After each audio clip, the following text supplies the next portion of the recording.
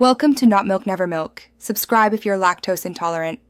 In this video, I will explain how to replace Lexus windshield wiper blades. First, gather your new wiper blades, a small flathead screwdriver, and a clean cloth. Make sure your Lexus is parked on a level surface with the ignition off for safety. Then, gently lift the wiper arm away from the windshield until it locks securely into its upright position. This prepares the arm for easy blade removal. Now, let's remove the old blades.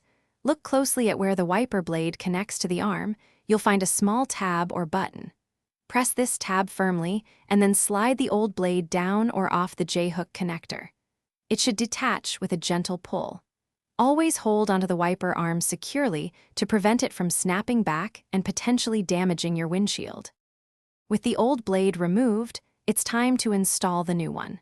Take your new wiper blade and align its connector with the J-hook on the wiper arm. Slide the new blade up into the J-hook until you hear a distinct click, indicating it's locked.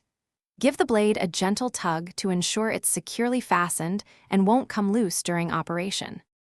For the final steps, carefully lower the wiper arm back onto your windshield. Do this gently to avoid any impact. If you have two wiper blades, repeat the entire process for the second one.